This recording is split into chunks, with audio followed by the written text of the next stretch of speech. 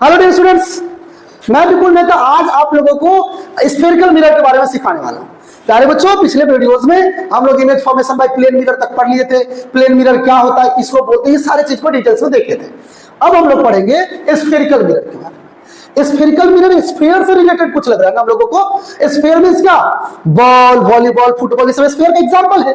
तो सपोज करिए कि हमारे पास एक स्फेरिकल बॉल है ना, एक स्फेरिकल गोला है, मतलब ट्रांसपेरेंट, और उसका एक पार्ट को हम काट लेते हैं, है ना। तो पीछे से अगर सिल्वर कोटिंग कर दे उभरे हुए पोर्शन में, मतलब एक पार्ट को काटेंगे तो एक तरफ उभरा हुआ रहेगा और एक तरफ धसा हुआ रहेगा, नहीं।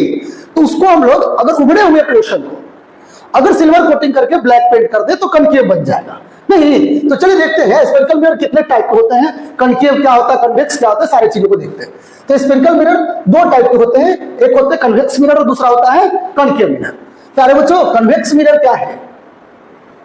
ये स्फीयर था, हॉलो स्फीयर। हॉलो स्फीयर के पार्ट को कट किए और इसमें क्या किए, बाहर वाला पोर्शन अगर रिफ्लेक्टिंग हो जाए तो वो कन्वेक्स कहलाएगा, अगर अंदर वाला पोर्शन रिफ्लेक्टिंग होता है तो वो क्या कहलाएगा, कनकेव कहलाएगा। तो देखिए ये रिफ्लेक्टिंग सरफेस ये बता रहा है ये कनकेव है, और ये जो बाहर वाला जो ये देखिए इसमें क्या है कि ये रिफ्लेक्टिंग सरफेस बाहर वाला जो है कि वो क्या है, मतलब रिफ्लेक्टिंग है, तो ये बन जाएगा, ये बाहर वाला सरफेस रिफ्लेक्टिंग है तो ये बन जाएगा कन्वेक्स, और अंदर वाला सरफेस रिफ्लेक्टिंग होगा तो वो बन जाएगा कनकेव। अब देखिए आगे इसमें समझिएगा, अगर उसमें नहीं समझ में आया तो कोई बात नहीं है। यहां पे देखिए अपने पास स्फीयर है ना, इसका पार्ट हम लेते हैं, एक पार्ट को कट कर लिए। अब इस पार्ट में अंदर से है ना, इस पार्ट में अंदर से क्या किया, सिल्वर कोटिंग कर दी, तो बाहर वाला सरफेस क्या हो गया, रिफ्लेक्टिंग हो गया। तो बाहर वाला सरफेस अगर रिफ्लेक्टिंग होता है तो ये क्या बन जाएगा, कन्वेक्स। और देखिए ये इसको इस पार्ट को कट किया स्फीयर के, और ये अंदर वाले सरफेस को है ना, अंदर वाले सरफेस को रिफ्लेक्टिंग बना रहे हैं, तो इसके लिए बाहर से क्या करना पड़ा, सिल्वर कोटिंग। तो ये बन गया हमारा कनकेव मिरर। अब देखिए ये कनकेव और ये कन्वेक्स। कनकेव में क्या देख रहे हैं, कन्वेक्स में क्या देख रहे हैं कि पीछे से सिल्वर कोटिंग किया गया तो धसे हुए पोर्शन पे, तो बाहर से इस साइड से रिफ्लेक्शन होगा। तो बाहर से निकला हुआ पोर्शन अगर रिफ्लेक्टिंग हो तो कन्वेक्स, और धसा हुआ पोर्शन रिफ्लेक्टिंग हो तो कनकेव। तो चलिए यहां तक समझ में आ गया। इसमें रिफ्लेक्टिंग सरफेस इधर से, पीछे से ओपेक सरफेस। कनकेव के केस में रिफ्लेक्टिंग सरफेस धसा हुआ और ओपेक सरफेस उभरा हुआ दिखेगा। अब देखिए इसमें जो लाइट रे अगर पैरेलल जाता है ना, तो इसमें क्या होगा, डाइवर्ज कर जाता है लाइट। देखिए अलग अलग डायरेक्शन में डाइवर्ज कर गया, तो इसको हम लोग डाइवर्जिंग मिरर इसी वजह से बोलते हैं, इसी वजह से इसको डाइवर्जिंग मिरर बोलते हैं।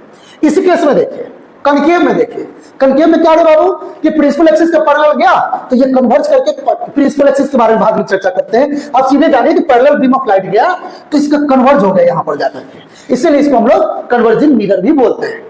इसका यूज बहुत जगह किया जाता है, मेकअप मिरर के रूप में भी यूज किया जाता है, डेंटिस्ट भी यूज करते हैं, है ना। आप जो डिश देखते हैं, वो जो आप टेलीविजन का जो लगाते हैं ऊपर में छतरी, है ना, वो भी क्या होता है, कनकेव रहता है, उसका भी यूज क्या है, तो पैरेलल बीम ऑफ रेज आता है, बहुत सारा रेडिएशन आता है, उसको एंटीना पे कन्वर्ट करता है। तो खैर चलिए अब आगे देखते हैं, कुछ कॉमन टर्म्स की बात कर ले स्फेरिकल मिरर का। कुछ कॉमन टर्म्स जैसे सेंटर ऑफ कर्वेचर क्या होता है, रेडियस ऑफ कर्वेचर क्या होता है, इन सारी चीजों को हम लोग जानेंगे। तो ये ट्रांसपेरेंट है, यहाँ पे हम पढ़े कि ये अंदर का पोर्शन अगर हम लोग ओपेक कर दे तो बाहर रिफ्लेक्टिंग हो जाएगा, तो ये कन्वेक्स कहलाता है, ये कनकेव कहलाएगा। बीच का जो सेंटर होगा, मतलब कि स्फीयर जो है, एक स्फीयर है, उसके बीच के सेंटर को सेंटर ऑफ कर्वेचर बोलते हैं, उसी के बीच के सेंटर को सेंटर ऑफ कर्वेचर बोलते हैं। इसको सी से रिप्रेजेंट करते हैं, कैपिटल सी से। तो आप इसका डिफिनेशन लिख सकते हैं, the centre of curvature of a mirror is the center of a sphere of which the mirror is a part। फिर से देखिएगा, इसको समझ लीजिए कि ये क्या है, ये स्फीयर के सेंटर को हम लोग सेंटर ऑफ कर्वेचर बोलते हैं। वो स्फीयर जिसपे हम लोग, जिसका हम लोग मिरर बनाए हैं, जिसके पार्ट को कट करके मिरर बनाए, उसी के सेंटर को हम लोग सेंटर ऑफ कर्वेचर बोलते हैं। उसका पोल किसको बोलेंगे, तो पोल होगा मिरर के मिडिल पॉइंट, है ना। ये मिरर है, मिरर के ठीक बीच वाले पॉइंट को हम लोग पोल बोलते हैं। तो यहां पे देख सकते हैं क्या है, the geometric centre of spherical surface of the mirror is called pole of the mirror. The geometric centre of spherical mirror, spherical mirror के ज्योमेट्रिक सेंटर को हम लोग पोल बोलते हैं। और पोल और सेंटर ऑफ कर्वेचर के बीच से एक लाइन जो पास हुआ, इसको हम लोग बोलते हैं प्रिंसिपल एक्सिस, है ना। It is a straight line joining the pole of the mirror to the its centre of curvature.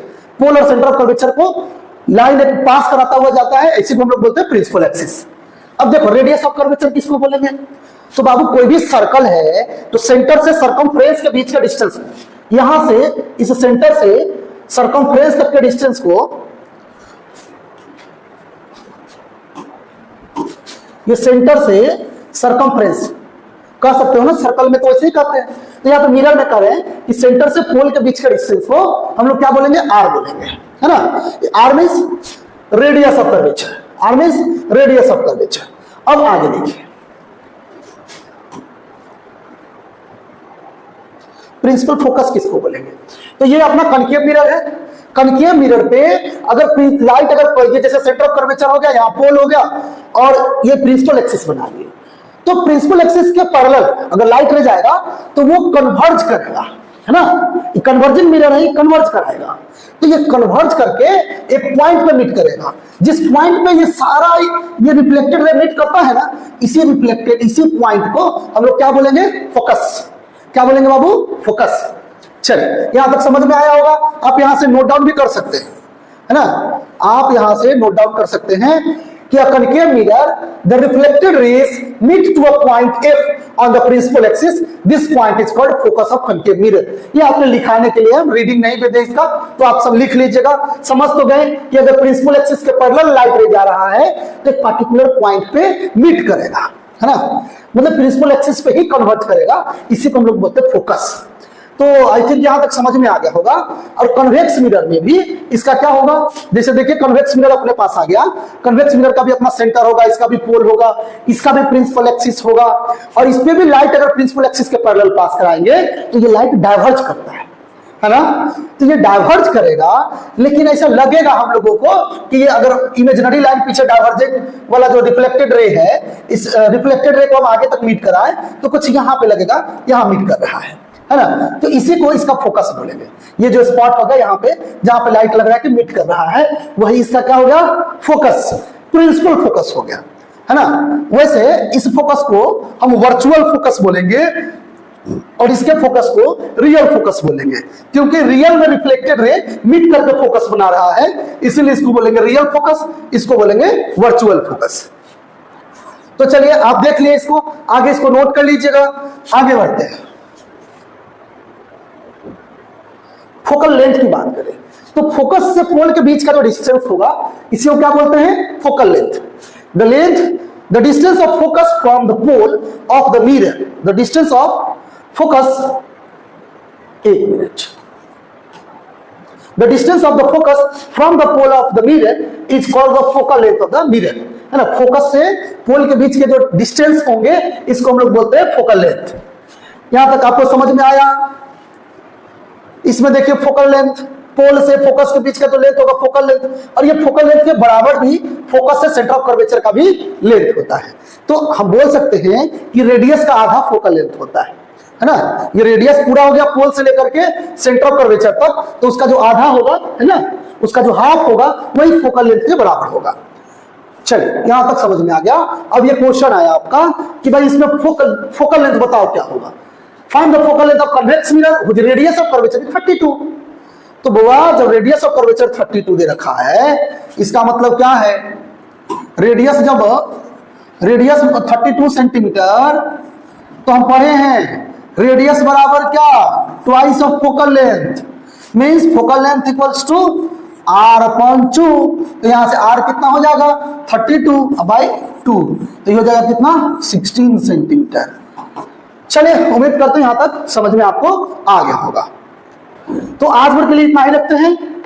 अब हम लोग नेक्स्ट वीडियो में, हम लोग नेक्स्ट लेक्चर में हम लोग इसका रूल्स पढ़ेंगे। स्फेरिकल मिरर पे तो प्रिंसिपल एक्सिस के पैरेलल लाइट रह जाएगा तो कहां मीट करेगा, इमेज का फॉर्मेशन कैसे होगा, ये सब हम लोग नेक्स्ट वीडियो में देखेंगे। तब तक के लिए इतना ही रखते हैं, बाय बाय।